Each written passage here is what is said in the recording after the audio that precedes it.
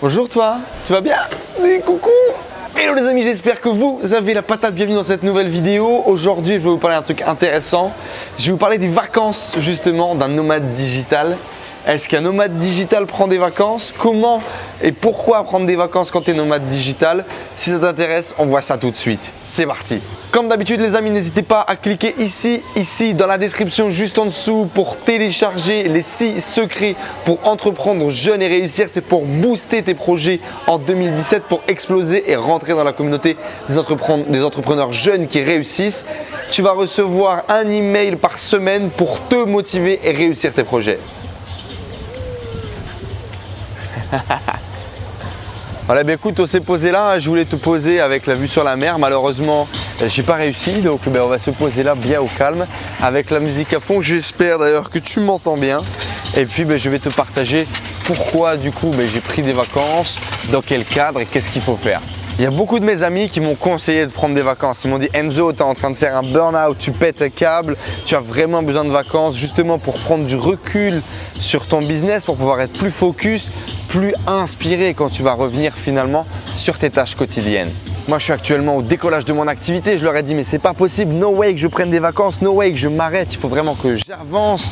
C'est maintenant que je suis en train d'exploser. Je ne peux pas laisser finalement le feu retomber.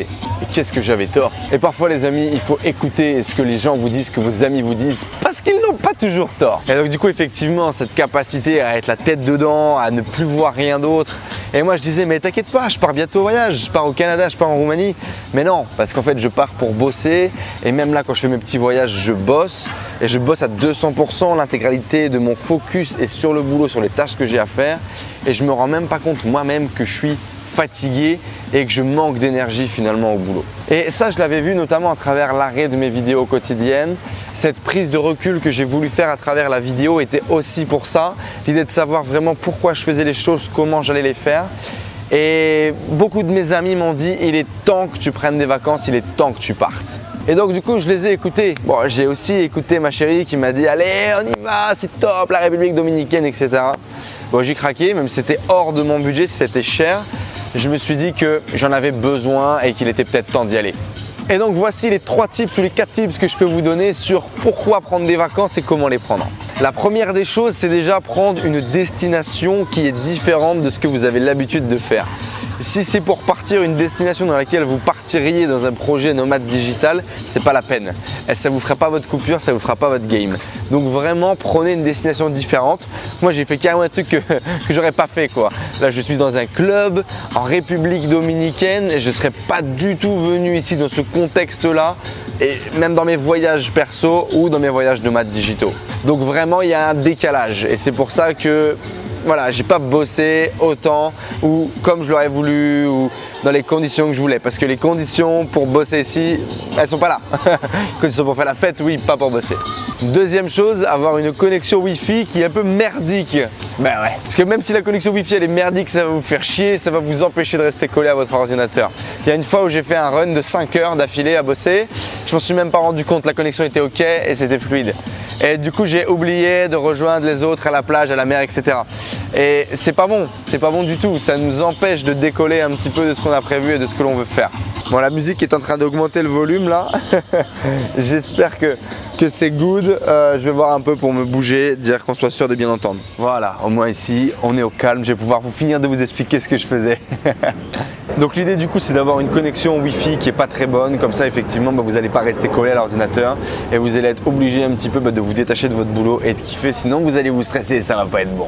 L'idée, c'est également de définir un nombre d'heures maximum d'accès. Par exemple, moi, je me suis dit, allez, c'est 2 heures de Wi-Fi maximum par jour, 2 heures d'accès en mode boulot où je profite et je m'amuse. Et même 2 heures d'accès tout court parce que sinon, j'ai tendance à passer des tonnes sur Facebook. Et donc, du coup, je me faisais des petits runs comme ça de 2 heures uniquement sur des actions précises que j'avais à faire, lancer un email, lancer une vidéo, etc. etc. Et ça me permet d'être un peu plus efficace parce que je sais que j'ai que 2 heures et voilà, faut pas que je m'éparpille. Et également d'avoir quand même un check de votre business, de pas non plus complètement laissé à l'abandon, voire même moi j'en ai profité pour faire des lancements pendant cette semaine. Donc c'est pas complètement incompatible et l'idée c'est par contre de le faire en étant un peu carré. Et l'idée générale dans tout ça, c'est débranche mon gars, débranche un petit peu, sors un peu de ton business, tu y reviendras bien plus fort, bien plus motivé, bien plus doué. Les effets de ces vacances sur moi et les effets des vacances en général, plus de ventes, plus d'abonnés, moins de stress, plus de créativité pour revenir à mon business et plus d'envie d'y revenir. Donc je ne sais pas si toi tu as envie d'avoir plus de ventes, plus d'abonnés, plus de créativité. Je ne sais pas non plus t'expliquer pourquoi il y a ce timing là, etc. Les étoiles se sont une fois de plus peut-être alignées et c'est parfait, j'en demandais pas plus. Donc bah voilà les amis, les vacances pour les nomades digitaux, ça existe, c'est possible et en plus ça fait du bien. Je vous dis à très vite les amis, n'oubliez pas, abonnez-vous, laissez un like, laissez-moi un petit commentaire si ça vous est arrivé également. Quels sont les effets des vacances sur vous, sur votre business, quelles sont les prochaines destinations de vacances que vous voulez faire, partagez-moi tout ça. Je vous dis à très vite, kiffez bien, ciao, boum.